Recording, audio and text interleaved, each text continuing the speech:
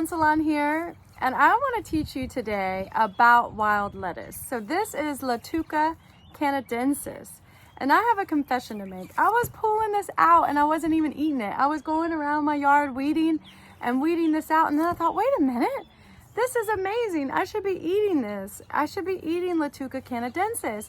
And because I was weeding it out and I wasn't eating it, I started yesterday though, I thought I need to do a YouTube video on this because people need to know about this weedy species, weedy, right, quote unquote, and how to identify it and to make sure that you're eating this. So I want to make sure that when you weed this out, you eat it, okay?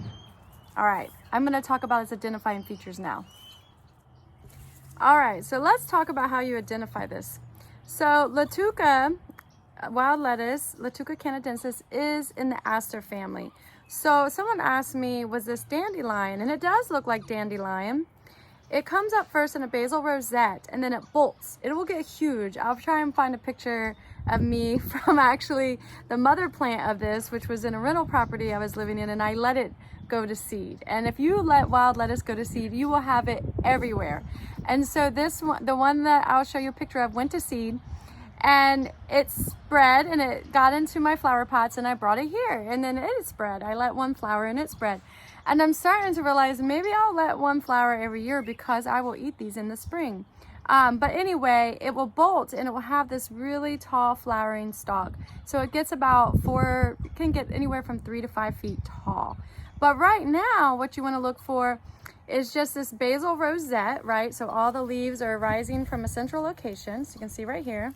And I'm definitely cleaning this baby and eating it. And the leaves are like, 5 to 6 times as long as wide. You see how long that leaf is? Okay. The other thing I want you to look at is how this leaf is lobed. It's very deeply lobed.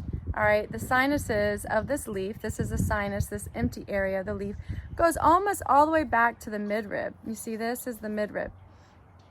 The other thing, and this is a lot of herbalists work with this plant for pain relief, is because it has this white milky sap.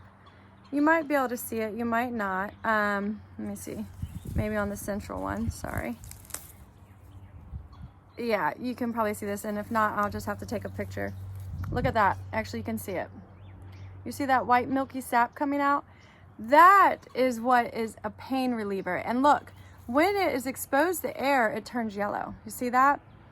And so a lot of herbalists collect this. You can collect it right before the plant is about to flower, and you cut it and then you put like a little jar and you collect this white milky sap and you can make a tincture from it.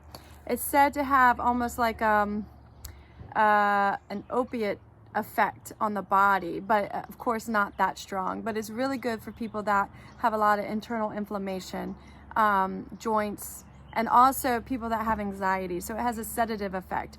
But the fact that I can just eat this, of course I'm gonna get a little bit of this goodness into my body, but it's, these leaves have vitamins and minerals, and also they're bitter.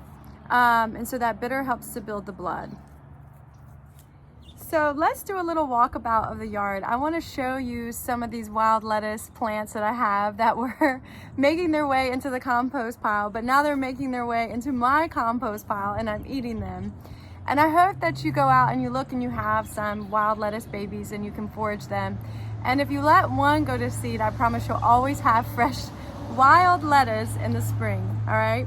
Here's a weedy area of my yard that I have not landscaped yet. And so here's 1, here's 2, and here's 3. And so I'm gonna harvest these. And so what I do is I just take my clippers and I go like that. So I actually leave the roots in the ground. Like that. Here's another one. Like that. And then I have my lettuce. What I do is I just put it here in this bowl of water because I want to rinse them right away because I want to use them. And so I just get what I forage and I put it right into this bowl of water. And I usually rinse my greens 3 times to get the sediment off the soil. All right, let's see if we can find some more. You can just leave your greens sitting in the bowl of water while you're foraging. I promise you this will probably make it more likely that you will eat them. At least it does for me. If I put them right into the water and I rinse them off, I eat them that day and then I eat them the next couple of days. So this video is actually in slow-mo, but it's really good, again, just to carry out that bowl of water while you're foraging, put your greens directly in it, rinse them out while you're outside, then bring them inside and eat. All right, let's keep going.